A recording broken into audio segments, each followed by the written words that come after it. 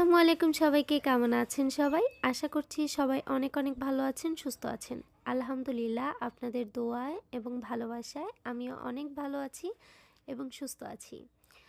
তো এই তো দেখেন, সকাল সকাল এগুলো হচ্ছে কলই শাক। তো আম্মু স্কুলে যাওয়ার সময় এই শাকগুলো কেটে রান্না করে রেখে যেতে পারেনি, কারণ সময় খুব কম থাকে। এত অল্প সময়ে এই শাকগুলো যেহেতু খুব ছোট ছোট করে কাটতে হয়, সেজন্য কাটতে পারেনি। তো তার জন্য এখন আমি এগুলো নিয়ে বসেছি, একটু রোদে বসেছি।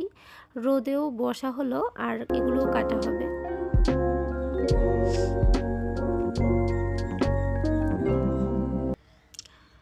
তো এইখানটাতে আয়ানও এসে আমার কাছে বসে আছে। ও আমি যখন কাজ করি তখনই এই চারপাশে ঘুরঘুর করবে, দুষ্টুমি করবে, এই হচ্ছে ওর অবস্থা।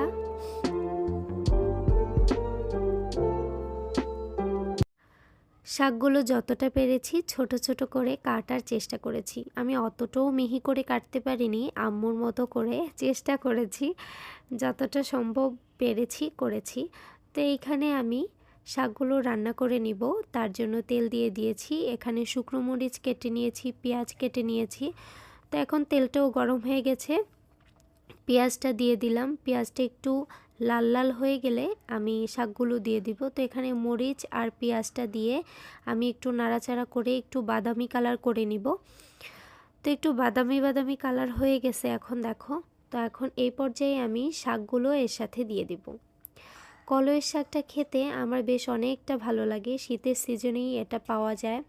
তো যদি কারো গ্রাম অঞ্চলে কেউ থাকে তাহলে সুবিধা হয়, কিন্তু এই শাকটা খুব ভালো পাওয়া যায়। আর বাজার থেকে কিনে আনলে হয় কি, বেশিরভাগই ফেলে দিতে হয়, একদম শক্ত থাকে, আগার যে শাকটা থাকে না, ওটা খুব কম থাকে। তো অনেক বেছে বেছে নিতে হয়। তো এগুলো কিনেই আনা হয়েছে, শাকগুলো কিনে এনেছে, যেহেতু আমাদের এখানে কোনো বিল নেই, ওইভাবে কেউ চাষাবাদও করে না। তো এইখানটাতে দেখো, আয়ানের নানুমণি পিঠা বানিয়েছিল। তো ওই পিঠা ও বসে বসে একা একা খাচ্ছে। আমি ভাবছি ওইখানে শাকভাজি করতেছি, ওর কোনো শব্দ পাচ্ছি না। তো বললাম যে কি করতেছে দেখি, কোথায় গেল, ডাকছি কোনো সাড়া দিচ্ছে না। তো এখানে এসে দেখি যে বসে বসে একা একা এগুলো খেয়ে নিচ্ছে। তো আমি এসে বললাম কি করছো? তো এই যে দেখো, মুখের এক্সপ্রেশন দেখেই বুঝতে পারছো দুষ্টুমি করছিল। এই হচ্ছে অবস্থা। তো বসে বসে পিঠা খাচ্ছে। আলহামদুলিল্লাহ, আমার বাবাটার পিঠা অনেক বেশি পছন্দ।